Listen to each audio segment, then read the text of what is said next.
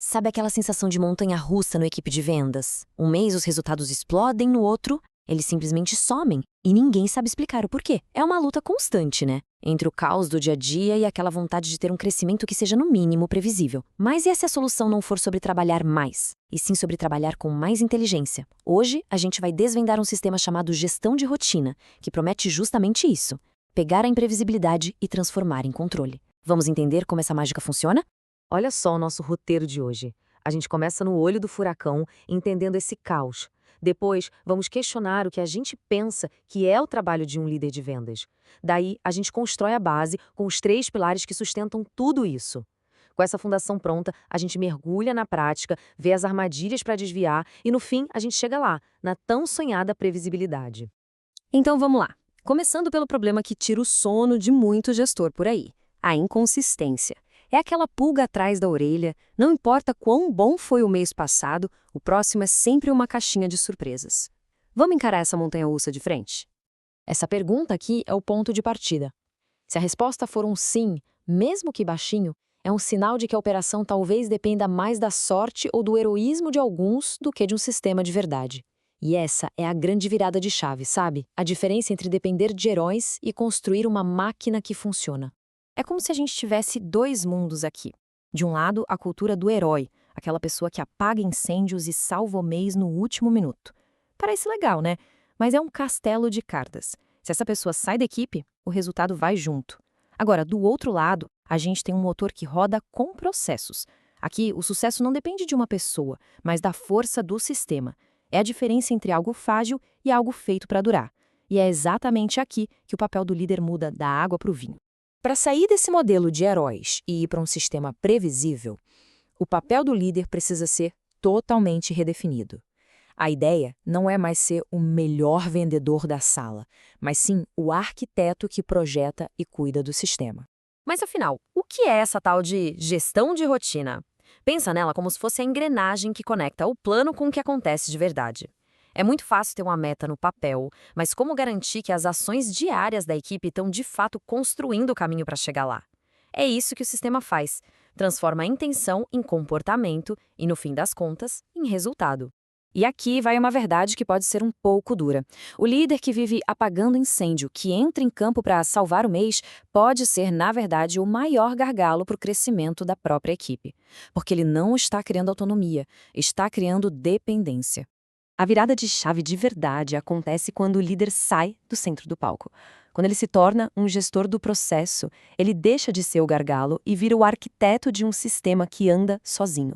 A equipe amadurece e o crescimento vira uma consequência natural do sistema e não do esforço heróico do líder.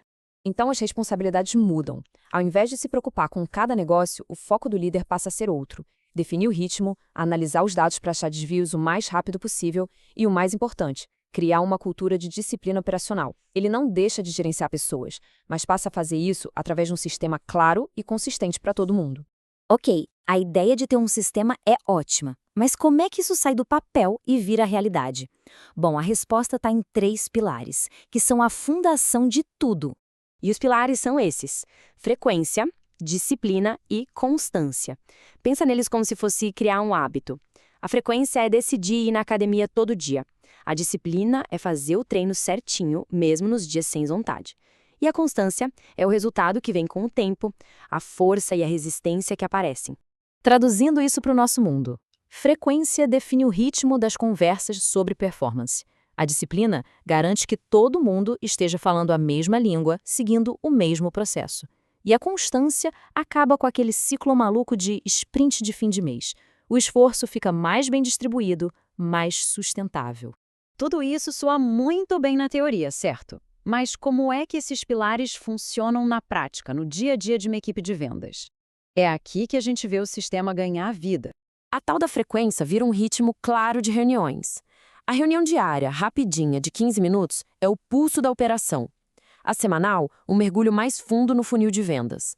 E a mensal é para ajustar a rota, olhar para o futuro. Uma empresa que só olha seus números uma vez por mês é como tentar dirigir um carro olhando só pelo retrovisor. E o coração da frequência é essa reunião diária. E esquece aquelas reuniões longas e que não levam a lugar nenhum. O poder está nessas 3 perguntas simples.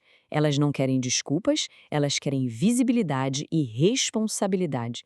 O objetivo é criar um ambiente em que a execução de todo dia é a regra, não a exceção. E claro, nada disso funciona sem dados. Sem indicadores diários, a gestão vira um jogo de adivinhação baseado em achismo. Os problemas só dão as caras quando já é tarde demais. Com dados, não. Qualquer desvio já acende um alerta, na hora, permitindo uma correção quase cirúrgica. Imagina só, um vendedor envia dezenas de propostas, mas fecha poucos negócios. Sem um sistema, esse problema só ia ser percebido lá no fim do mês. Com a gestão de rotina, essa taxa de conversão baixa é vista em questão de dias. A correção é imediata. O tempo entre o erro e o ajuste diminui drasticamente. E é isso, no fim das contas, que muda o jogo. Implementar um sistema como esse parece bem lógico, mas o caminho tem suas armadilhas. Existem alguns erros bem clássicos que podem sabotar a iniciativa toda antes mesmo dela pegar no tranco. Vamos dar uma olhada neles. É bom ficar de olho nesses 4 pontos. Primeiro, confundir rotina com microgerenciamento. O objetivo é dar autonomia dentro de um sistema, não tirar. Segundo, reuniões sem foco. Elas matam a produtividade e a credibilidade do processo. Terceiro, depender de motivação. A disciplina é o que nos carrega quando a motivação some. E por último, deixar cada um trabalhar do seu jeito. Isso torna o processo impossível de medir e, consequentemente, de melhorar. E depois de todo esse trabalho de construir um sistema disciplinado, qual é a grande recompensa? O que de fato acontece quando uma equipe finalmente troca o caos pela clareza? A transformação é total.